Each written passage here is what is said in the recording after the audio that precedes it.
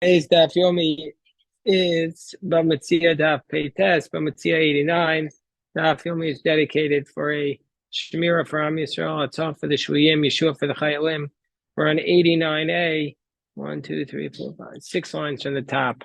Gemara has been discussing the idea that a worker, if you're working, you're allowed to eat while you're working. But that means there's limitations on this. Doesn't mean like you can go into Giant and get a job as a supermarket and then start grilling up steaks. That's not what it means. It means while you're working in the fields, there's certain limitations, certain things you're allowed to do. In that context, the Gemara is going to cite a brisa, which we had discussed yesterday, to cite a verse that we learned 4 different things from this verse. And the verse refers to Votachsom Shor Bedisho. The pasuk tells us in Devarim and Parshas Kisisa, you're not allowed to muzzle an animal while it's working in the field. You can't muzzle it. On a basic level, you don't need, sometimes I just said upstairs that you don't even need to say sometimes the reason for the mitzvah. The reason for the mitzvah is so obvious. What's the obviousness of the mitzvah? That obviously it's cruel to muzzle an animal while it's working.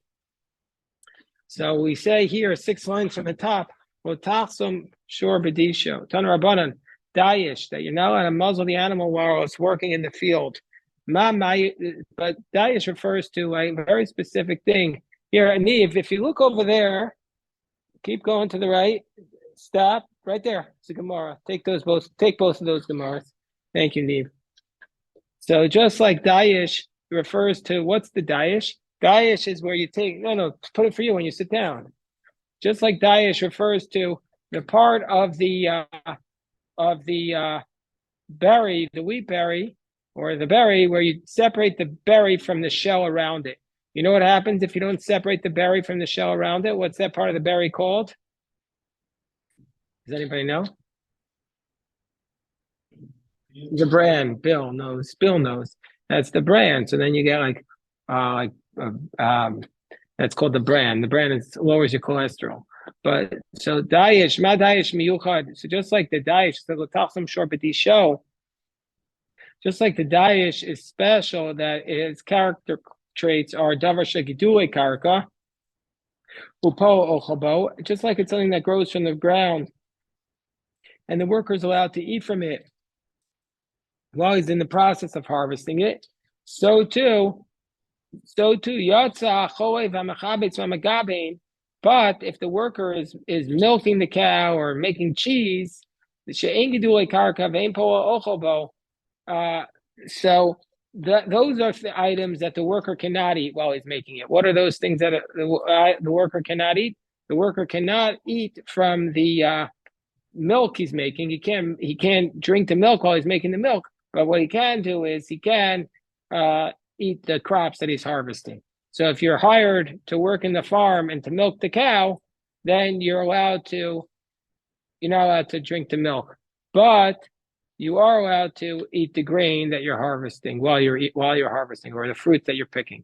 So the Gemara says, well, Lamali, why do I need this verse of Dayish? Why do we need to learn that from that the word Dayish is teaching us that it's only when you're completing your work that you could eat it. Mi ve'el kel yacha, mi kitavo bekerem re'echa. So the Gemara is asking the question, why do we need from the word dayish that it only applies to something that grows from the ground? We could have learned that from the fact that there's another verse that limits how much, the manner in which a worker can eat. Mikitavo bekerem re'echa. It's only something that refers to in your vineyard, it's something that grows from the ground. The Gemara says, no, itzrach, we need both. You might have said, hol v'ksiv kama, since it says, there's another pasuk that says, kama, larabos kol bal koma.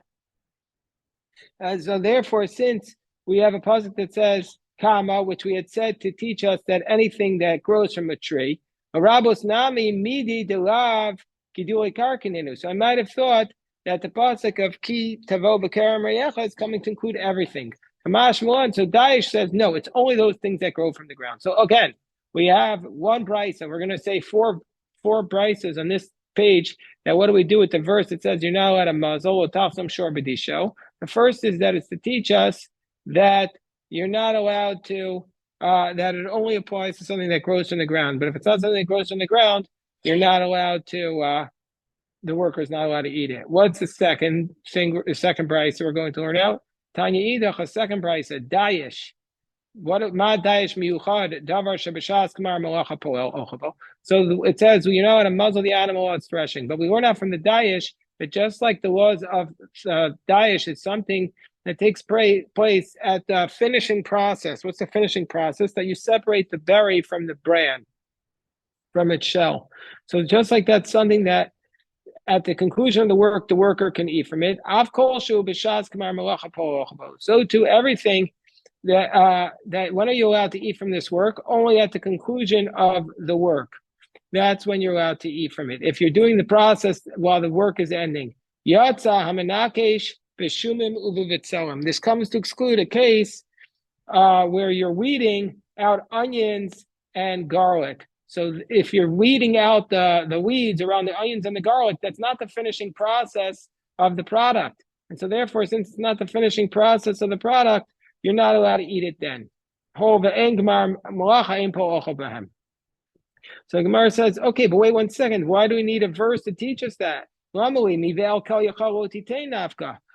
learn that from the fact that it says you can put the grapes into your lunchbox, which means presumably that you're only allowed to eat it in that manner when it's the conclusion of the work, not just like in the middle. So the Gemara says, no, because sometimes there are small onions that have not really fully grown. So those small onions, here, and wait, Adam, look here. Hold on, look here. Perfect. Shkoyach, Adam. So sometimes they're small onions, and when you weed them out, when you weed out the weeds, you're really picking up those small onions at the same time. Those small onions that are stunted in their growth, they're never going to grow. So you might have thought that those the workers are allowed to eat. So we're saying no, we can't eat that. A third brisa. Let's find you idach. What's a third brisa? Dayish. Ma dayish miyuchad davar shlo nidmar malachto l'maiser po ochabo. So what's the dayish? Dayish refers to food that you can eat even though it's not completed work, and so therefore you don't have to tithe it. When do you have to tithe something? Tithe is the stuff you have to give to the Kohen and the Levite. So you only have to and bring to Jerusalem. You only have to do it once the product is finished. So just like dayish is something that that's not yet subject to the laws of Meiser. So and po ochabo, the worker can eat it. Av kol shelo nidmar malachto Meiser po ochabo. So to anything that was not completed for its work, for tithing, the worker can eat from it. Yatza bodol b'tmarmu b'grogroros, but it comes to exclude the following case where you're separating the dates and the figs. Oh, v'nigmar l'malachto meiser. Since then, when you separate the dates come in clumps and the figs come in clumps. When you separate them, then you're going to have to take a tithe on it at that point. Ein po ochabo. So the worker can't eat the dates and the figs that they're separating it. So the Gemara says, Vatanya, but wait, we question this too, because we have a source that states, that if you separate the dates and the figs, the worker can eat it from it. So, meaning to say that he is allowed to eat it. So, Amar Papa Kitanya Betuchlani. No, that's referring to a specific type of case. That's referring to the bad dates, Rashi says, that they're never going to ripen. And you put them in like a special basket, and then the oil oozes out of them, and then they over ripen. And so then before they ripen, you're allowed to eat from them because they're not done yet for the meiser. So that's that. So that's a specific type. That price is referring to a specific type of dates. Anybody here ever harvest a date? You would be able to tell us more about it. Nobody. Okay. What happened was one time when I was in Israel 30 years ago, I spent a year in Israel. I spent several months on a kibbutz. And then they took our group and they put us into two groups. One group their job was to harvest the dates, but my job, I was the only guy who was given this job. My job was to fold the laundry. They didn't think I was a farmhand. So then they didn't think I was heavy labor material, heavy labor worthy. And then I'd say it's a pretty good choice on their part. And now we go to the fourth idea is A fourth price. Just like the dayish is something that you don't take the challah on it. What's the challah? Do you know what the challah is? Challah is that you have to take a little bit of your dough from the time it becomes. When is the obligation of challah? When from the time it becomes able to be kneaded, you have to take a little bit of it and you have to give it to the kohen. So just like dayish is not something that it falls under the rubric of challah, that you don't have to give challah on it yet because it's still in its berry form. And therefore the workers are allowed to eat it. So to anything that is not yet fall under the rubric of challah, the worker eats from it. So the Gemara says, Yotza halash v'hamekatev ofa shenigmar malachto challah. But if you're kneading, or if you're shaping the dough, or if you're baking it, at that point you do have to take the challah. So therefore, since at that point you do have to take the challah, Therefore, the worker can't eat it. It can't eat from it. So the Gemara says, so it says, wait 1 second. Even though it's not completed for challah, at that point it's already become finished product as a grain, and so you have to tithe it. And so therefore he would have been able. Of course, he wouldn't have been able to eat it because it was completed for tithing. So what's this even telling us? The Gemara says, no, we need the price to teach us outside the land of Israel, where there's no meiser, that's where we have to learn this law about challah. So the Gemara says, well, 1 second, outside the land of Israel, the leka meiser, outside the land of Israel, there's no mitzvah of challah. So 1 second, has anybody here ever seen, maybe your mother, or if you're a baker yourself, have you ever taken challah? Has anybody here ever done that? Of course, because we do take challah outside of Israel, but we do it rabbinically. But biblically speaking, challah is in the land of Israel. So the Gemara says, so the Gemara gives the answer, but all right, so no, we're talking about in the land of Israel. So if that's the case, why do you teach us about challah? Then he was already not allowed to eat it because it was the meiser. So the Gemara says, lo kasha. Because there were 14 years where Joshua was conquering the land. The first 7 he conquered it, and then the next 7 he divided up the land. And during those 14 years, those 7 years, the Jewish people had to take a challah, take dough, and give it to the Kohen. But they weren't obligated to tithe. So maybe that's what it's referring to. That's how you can have an obligation of challah before an obligation of meiser, and that's the answer. The Gemara says, no way. The Gemara says, no, you misunderstand the point. Mida meiser kagarm. It's not the fact. What's the reason why he can't eat? It's not because it fell under the obligation that he now has to tithe it. That's not the reason why the worker can't eat it. The reason why the worker can't eat it is gemar malacha kagarm. It's because he completed its work. And once you complete the worker can't eat from it. So the Gemara says, Elam. So again, we're back to the point. What's this price about? Elam Ravina Krok Fatani. No, you have to learn the 2 prices together. Dayish, it says that ma dayish miyuchad davar shel nigmar malacha meiser.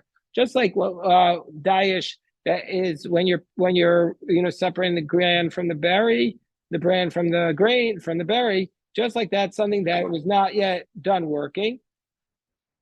For meiser or challah upo ochabo, the worker can eat it. So basically, challah is not really necessary. It's just being taught as a whole unit.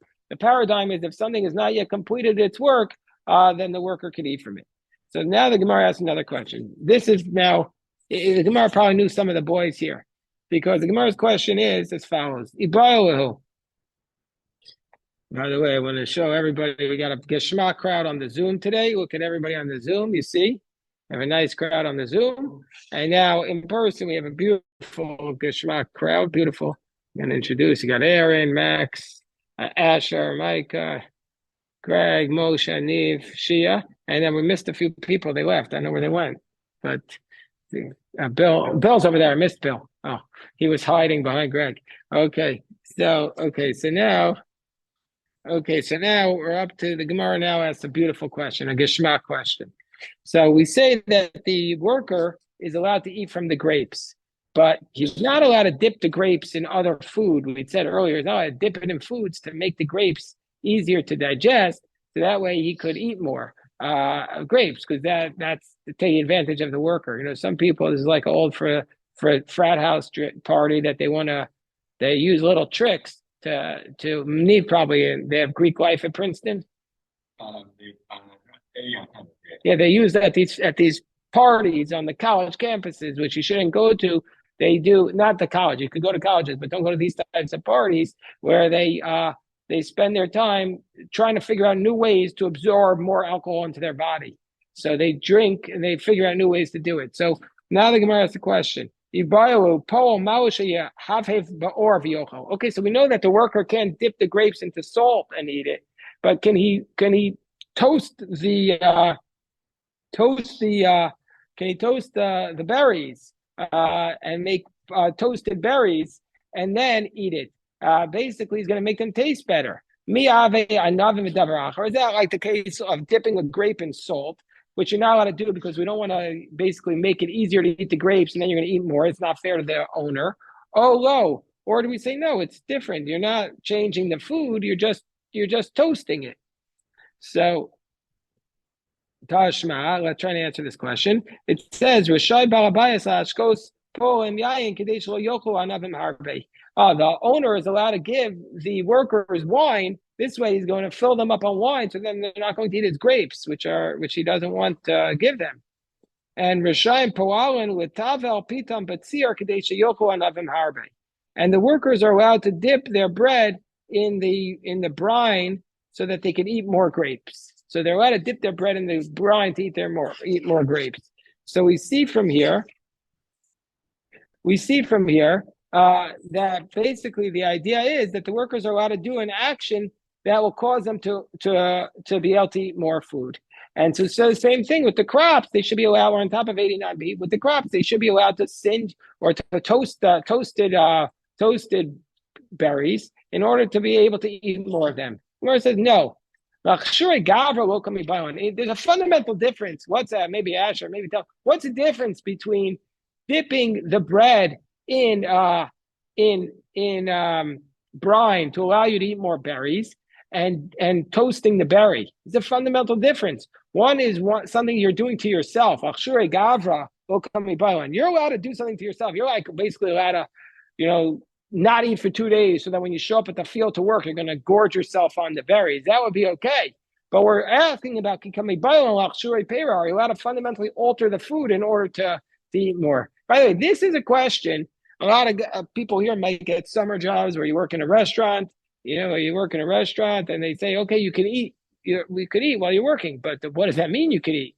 Can you bring in your full set of if you're allowed to have the chicken, can you bring in your Caesar salad and then add it to the chicken? Then you're going to eat more chicken. Are you allowed to do things like that? So this is actually a relevant question. Yeah, what's the problem? Yeah, that's the whole question, Asher. If you're working at Goldberg's, do they let you eat? They have to let you eat while you're eating. They don't let you eat. No, you know, you work out hours. Okay, fine. They let you eat, but not while you're supposed to be working.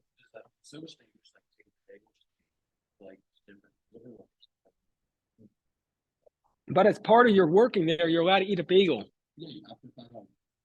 One free bagel. Yes. Always at lunch, yeah. And you could put he's saying that he works at a bagel shop, and after 5 hours, they give him a bagel. Really, you're allowed to eat while you're working. I should bring that up with the head mashgiach.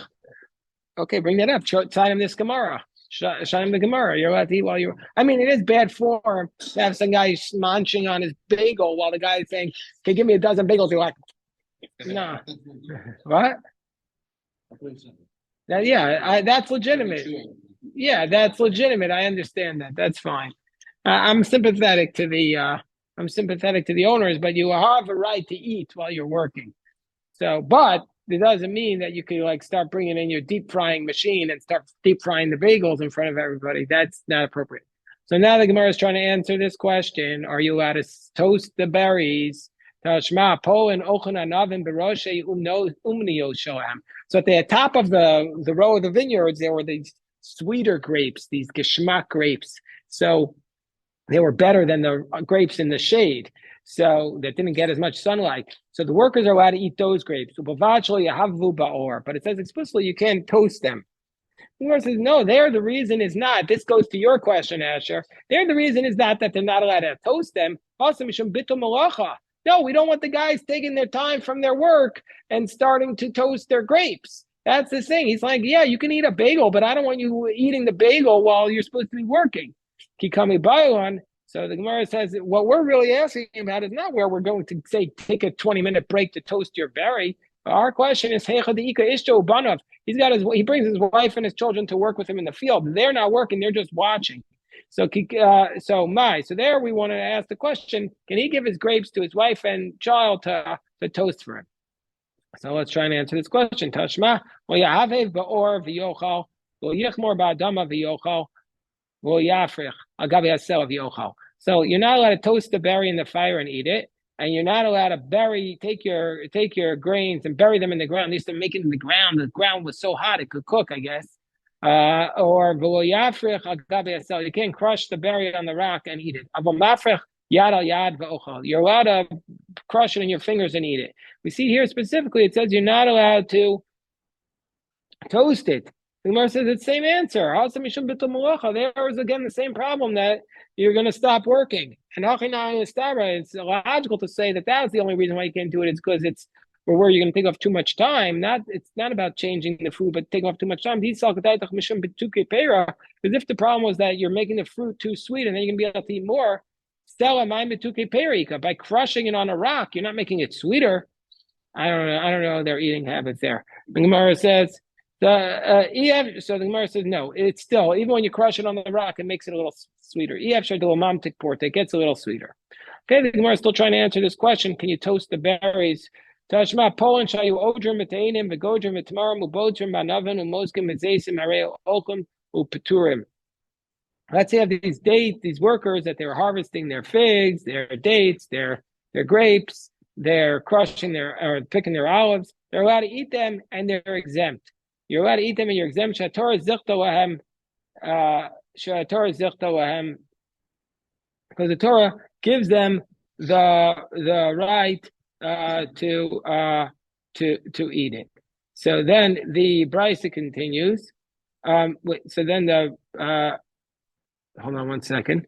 Sorry, Torah zichtalam. But in their bread, but they're not allowed to eat it in their bread because that when you put the stuff in your bread, you don't even know how much you're eating. You're eating a lot. I mean, if you eat a grape here or there, that's fine. And all of a sudden you're bringing out your stuff, your sandwich maker. You don't even know what he's eating.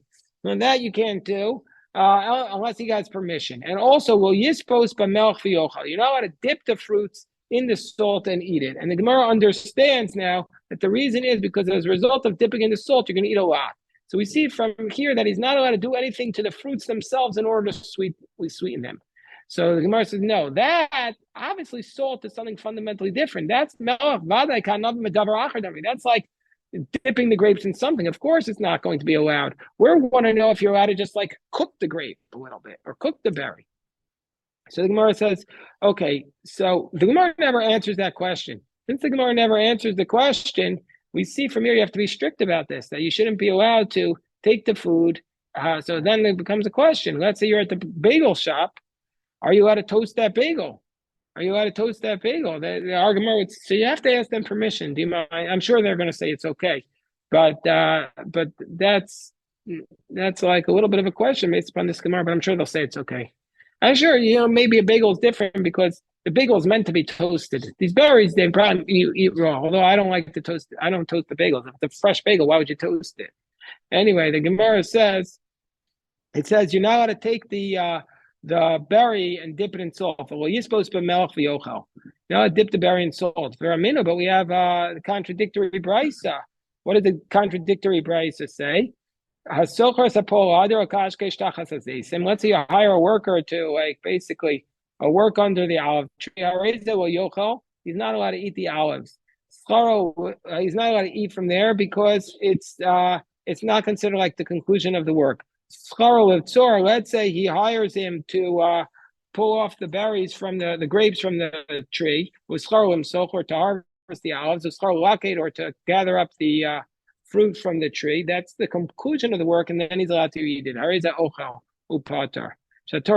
those workers are allowed to eat. But let's say now it says, let's say he's eating it. Let's say he established with the worker He established with his boss, I'm going to work, and in exchange, you're going to give me 10 bags of apples. Well, now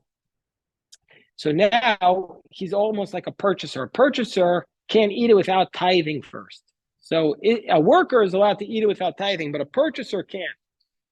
If you buy it, you have to take the trim and the mitzvah first. So let's say he's working for a certain amount of food. So is he like a worker or is he like a purchaser? So achas yochel. If he's taking the apples one at a time or the grapes one at a time, then he can eat it because then it's like he's a worker. But shtayim. But if he's taking them two at a time, well, yochel, he can't eat it because then he's like a purchaser. So face b'melech v'yochel. And the Bryce concludes that he's allowed to dip them in salt and eat it. But wait, why can he dip it in salt and eat it? Ahai, what is this said about that he dips it in salt and eats it? Ilema aseifa, is it said about the last clause where he established a price, keeping the katzatz, since he made a fixed price that he's purchasing anything, he can eat whatever he wants. So it must be that even though we didn't set a price, nevertheless, he's allowed to dip the fruits in salt and eat it. And this contradicts the earlier source, which says that he's not allowed to take the fruits that he picks, dip it in salt and eat it, because then he's going to end up eating more. So how do we deal with the contradictory prices? One price says you could dip it in salt and eat it. One says you can't while you're working. Amar Baya Lokasha. See, like when you work in the bagels, they let you put everything you want on it, right, Asher?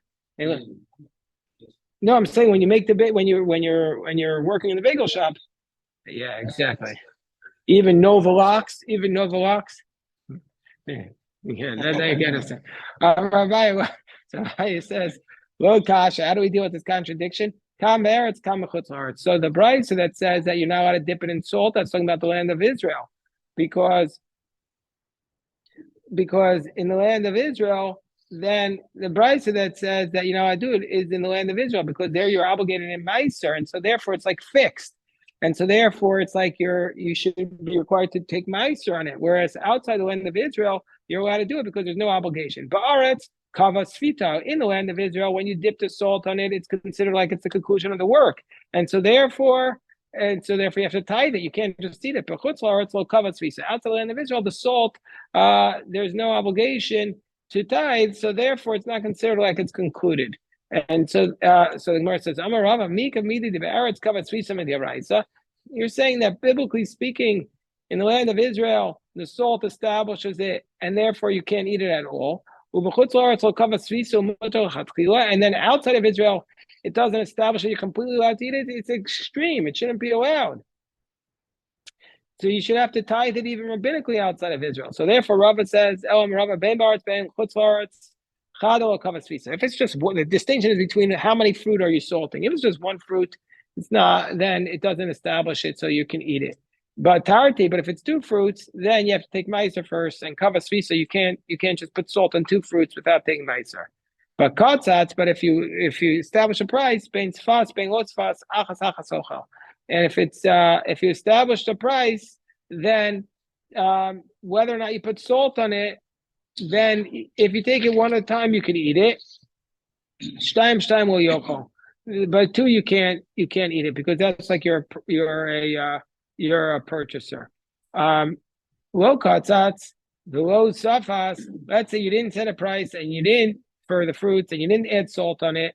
And ochel shtayim. Then you could take. You could eat two at a time because it's not like you're a purchaser. You're just like a worker eating. Safas, but if you put salt on it, put salt one at a time, you could eat it without taking meiser. But if you put salt on two, it's like a meal, and you have to take meiser. And even though you got permission from the owner, the itbulu meiser, because once you put the salt on it, then it becomes like meiser v'kava sifta. It's established. The tarati the kabai sifta minon. So how do you know that when you put salt on two fruits, now you've established it as a meal, and you have to take meiser on it? What's our source? Gemara says it's a source from Micah. Micah! Right? Oh, no. That's Adam. But tell this to Micah. He has a brother, Micah. I confuse them sometimes because they're both such beautiful people. Amar Rav Masna, the Amar Kra, the Pasuk says that it says in Micah chapter 4, so they did not know the thoughts of God. They did not understand his counsel. He kipped some kamir gornok, because they gathered them up like a bundle at the Goren. We see from here that the word keep some means that once you gather it up, that's the Goren. And so therefore, once you sold two fruits, you're obligated to tithe. Okay, we'll stop here. This is today's beautiful daf. Yeah, shakoach. Shakoach.